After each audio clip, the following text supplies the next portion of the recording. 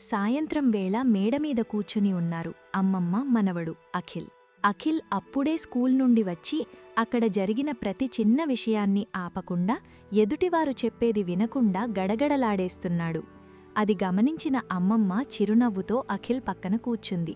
అఖిల్, నీకో చిన్న కథ చెప్పనా? అంది అమ్మమ్మ.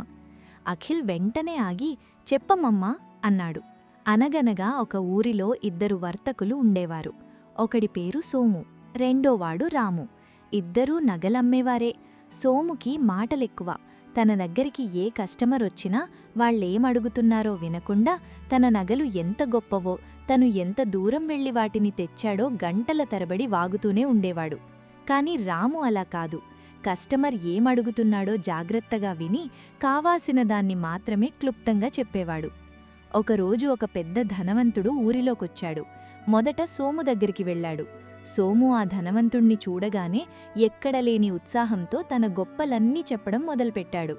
ఆ ధనవంతుడు తన భార్య పుట్టినరోజు కోసం ఒక ప్రత్యేకమైన హారం కొనాలని వచ్చాడు.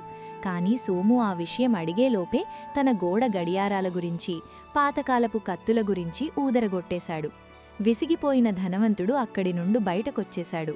తర్వాత ఆ ధనవంతుడు రాము దగ్గరికి వెళ్లాడు. రాము ప్రశాంతంగా కూర్చుని ఆయన ఏం కోరుకుంటున్నారో పూర్తిగా విన్నాడు. ఆ తర్వాత కేవలం 5 నిమిషాల్లో సరైన హారాన్ని చూపించి వ్యాపారం ముగించాడు. చూసావా అఖిల్, అతిగా మాట్లాడేవాడు తన శక్తిని, సమయాన్ని, ఎదుటివారి గౌరవాన్ని కోల్పోతాడు. తక్కువగా మాట్లాడి ఎక్కువగా వినేవాడు జ్ఞానాన్ని సంపాదిస్తాడు. అందుకే అంటారు, నోరు అదుపులో ఉంటేనే బుద్ధి చురుగ్గా పనిచేస్తుంది అని. అఖిల్కి అమ్మమ్మ చెప్పిన పాయింట్ అర్థమైంది.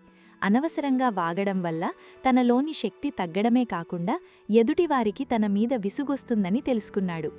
నీతి: అతిగా మాట్లాడడం వల్ల మన శక్తి వృధా అవ్వడమే కాకుండా మన మాటలకుండే విలువ కూడా తగ్గిపోతుంది. ఎదుటివారు చెప్పేది శ్రద్ధగా వినడం వల్ల మనకు కొత్త విషయాలు నేర్చుకునే అవకాశం దొరుకుతుంది.